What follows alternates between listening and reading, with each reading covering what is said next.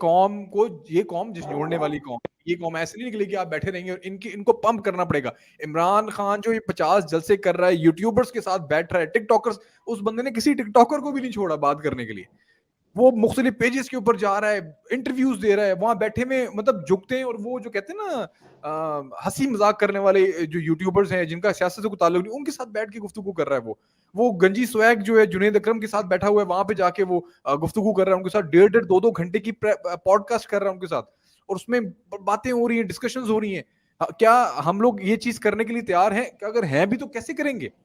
کون ہے آپ کے پروگرام میں؟ میں چاہتا ہوں کہ پرویز سندیلا صاحب کے پروگرام میں مریم نواز آئے, biggest YouTube channel P M L N کے پلیٹ فارم کے اوپر, اور پرویز سندیلا کے پروگرام میں مریم نواز, شہباز شریف, حمزہ شہباز کو ان کے پروگرامز میں آنا چاہیے.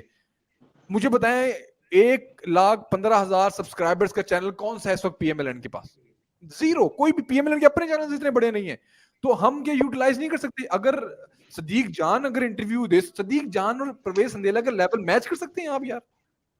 اگر صدیق جان کو عمران خان انٹرویو دے رہا ہے تو we have to do the same thing نا. آپ کو پبلک میں رہنا ہے. تو بہت ساری چیزیں ہیں جس کو میں ہائی لائٹ کرنا چاہتا ہوں. ہم چاہتے ہیں کہ ہم اس پیٹرن پہ کام کریں.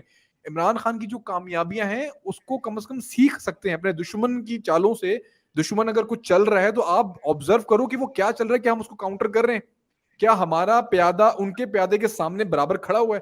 وہ ایک سمورائز ہوتے تھے نا, جب وہ ایک تھور, جو ایک ٹرائے مووی تھی, پہلے 2 بڑے بڑے بھیجے جاتے تھے, اپنے سمورائز کو بھیجا جاتا تھا, اسی کے لیولز کا. ان کے وہاں پہ سمورائز آتے ہیں, ہم یہاں پہ پیچھے سے کھڑے ہوئے اور کوشش کر رہے ہیں کہ 2-4 ہمارے مریم اور پریس کانفرنس کر لے, رانا ثناء اللہ پریس کانفرنس کر لے. یہ بہت ساری چیزیں ہیں جو ہمیں ڈیولپ کرنے کی ضرورت ہے. غلطیاں ہماری ہیں لیکن ہمیں بہت کچھ اس سے مل سکتا ہے. آنے والا وقت ڈفرنٹ ہے. میں شاید اس چیز پہ انٹیکٹ ہوں کہ عمران خان کی آج پریس کانفرنس پریشان کن تھی. وہ ایک جیتے ہوئے کھلاڑی کی پریس کانفرنس نہیں تھی.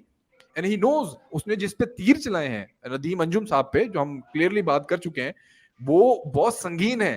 وہ شاید پاکستان کے اندر ایک الگ قسم کی سیاست کھیلنا چاہتا ہے, اور جو لانگ مارچ ہے اس کو وہ پی ڈی ایم کے خلاف استعمال نہیں کرنا چاہتا. ہم جو یہ باتیں کرتے تھے نا کہ چند لوگ جی ایچ کیو کے باہر جا کے دھرنا